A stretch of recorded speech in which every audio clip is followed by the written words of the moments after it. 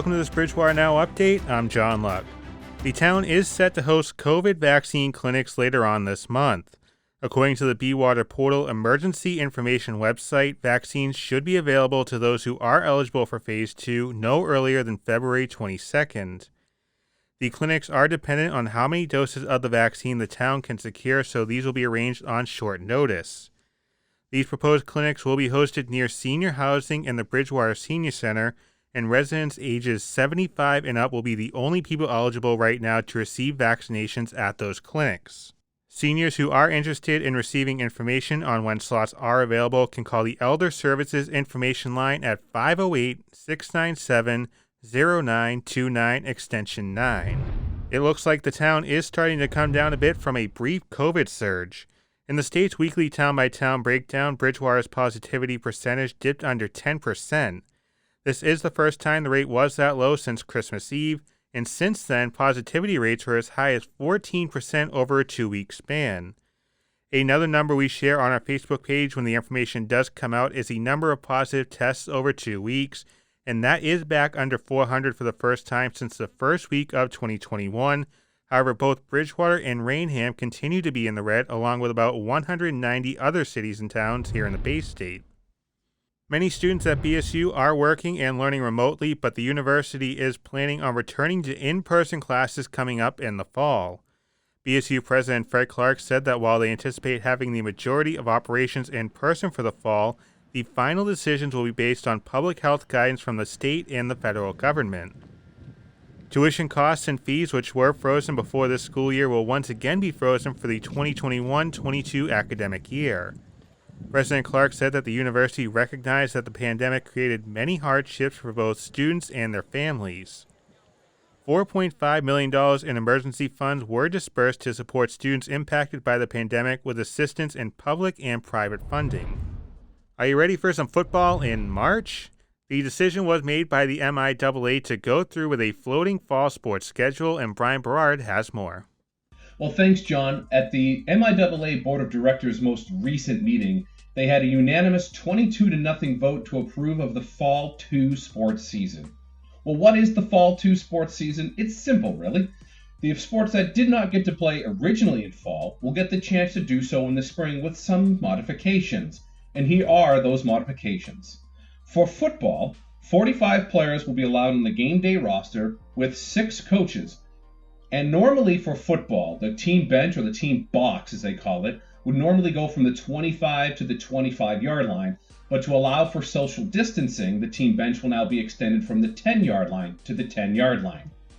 Now for all the other sports, the season will begin, includes football, the season will begin on February 22nd and end on April 25th. And sports from other seasons with teams that could not or did not compete in their normally scheduled time, such as field hockey, soccer, volleyball, indoor track, etc., they were also unanimously approved for play during the additional season. So Bridgewater Rainham soccer did play in the fall season, but for high schools that did not have soccer or field hockey, like I said, as those other sports, they will be allowed to play in the Fall 2 sports season in the spring. Continuing on with the modifications, there will be no state champion. Leagues will probably have their league championship and end the season there. Locker rooms will remain closed unless of that sport takes place immediately after school, and there, only 10 people will be allowed in at a time for changing purposes only. Players must remain 6 feet apart even in huddles, which includes football. Spectators must practice social distancing between different household units and accept personal responsibility for public health guidelines.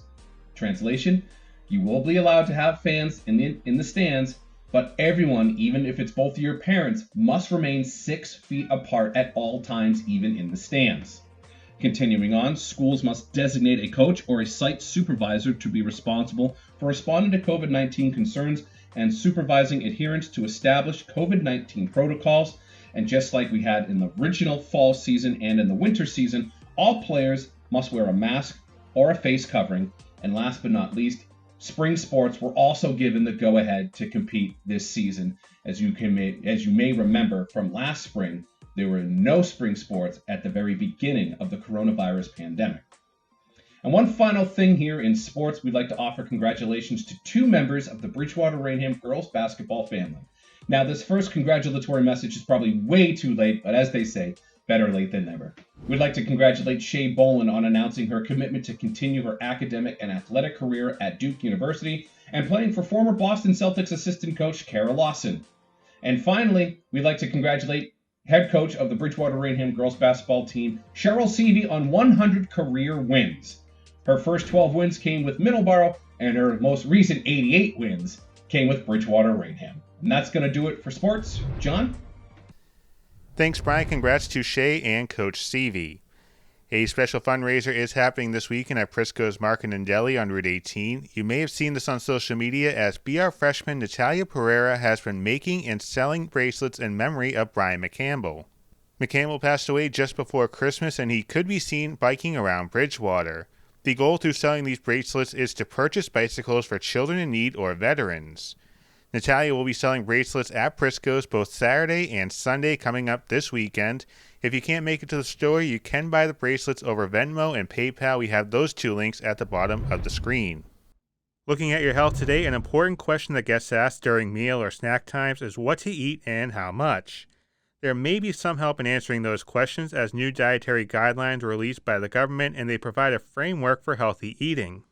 They're kind of a big deal in the sense that they help to set the structure for things like food stamps and school lunch program and things like that. They're also meant to give just some general guidance to Americans on what we should look at with our diets.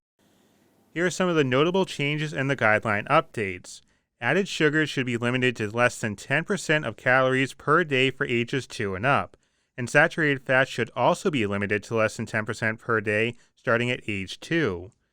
When it comes to sodium intake, that should be limited to under 2,300 milligrams per day. Alcoholic beverages should be kept to 2 per day for men and 1 per day for women. There are some doctors who say that even though this is good advice, there should be stricter guidelines. The sodium is a great suggestion to keep it under 2,300 milligrams a day, but I would have loved for them to go further and talk about where sodium really lies in the American diet, and that is in ultra-processed foods. We've seen multiple studies come out in the past year showing that consumption of ultra-processed foods leads to weight gain and a reduction in being able to lose weight, as well as an increase in chronic disease risk. And there are some tips to help decide on what to get. Make sure you read the nutritional labels when you're shopping, as they now include added sugars. There is also a whole foods diet that is recommended, which consists primarily of plants with some animal protein added in. Super Bowl 55 in Tampa will not involve the New England Patriots, obviously, but a couple of key former players are playing in the big game as the Tampa Bay Buccaneers will take on the defending champion Kansas City Chiefs. Mary Evers and myself preview the battle for the Lombardi Trophy coming up this Sunday.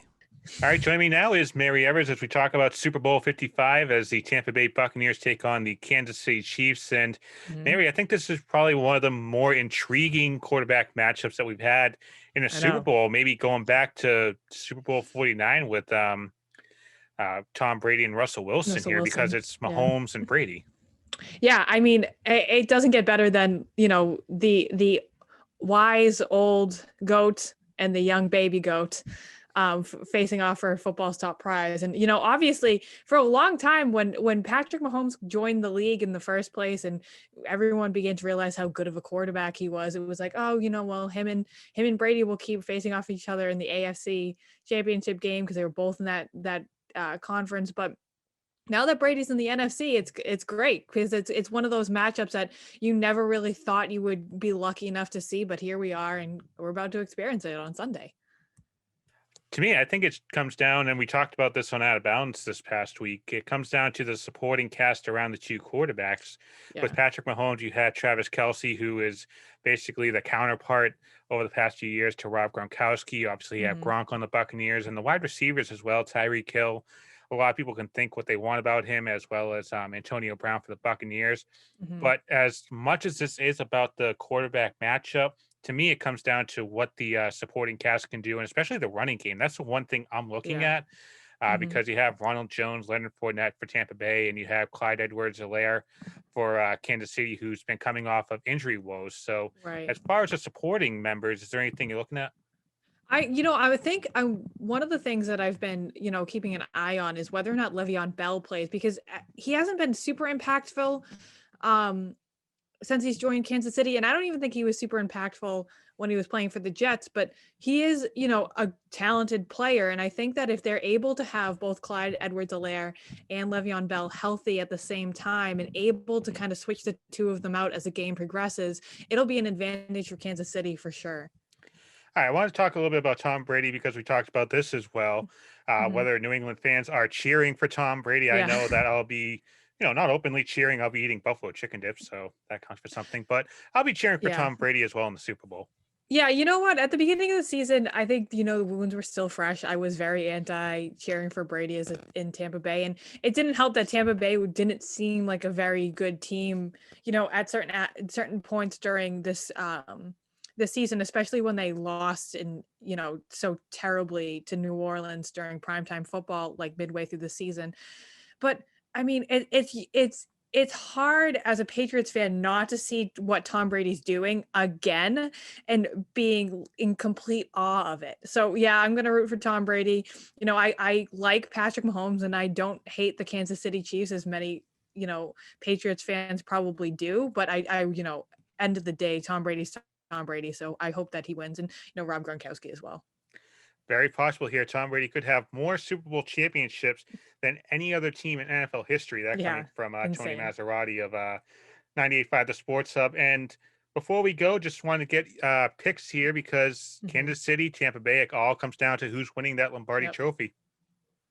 Well, a couple weeks ago in Out of Bounds, we picked our Super Bowl winners, and I don't know if you're sticking with your answer, but I'm sticking with mine, and I'm picking the Tampa Bay Bucks to win the Super Bowl because I just can't. I would be remiss to bet against Tom Brady because usually the people that bet against Tom Brady usually lose. So yeah, I'm going for Tampa Bay.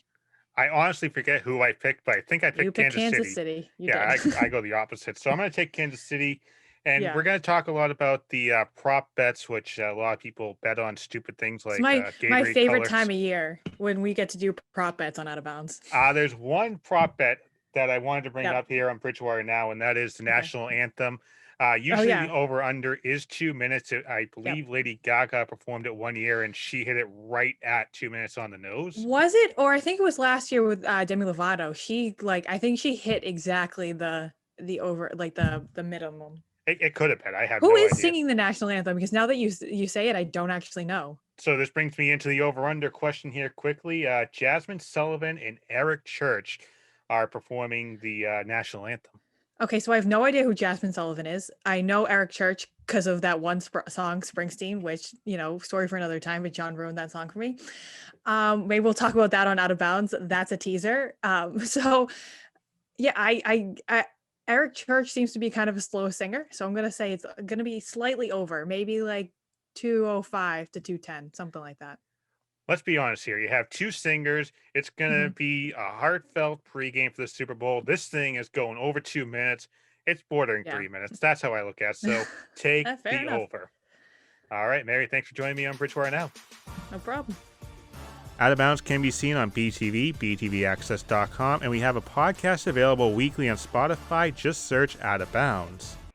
As we leave you today, we wanted to show you this video of baseball in the snow. This is Bryn and Jake getting ready for spring. It almost looks like the snowflakes are as big as baseballs during Monday's nor'easter. I mean, maybe the Red Sox could use some help coming up this season. Thanks for watching this Bridgewater Now update. I'm John Lund.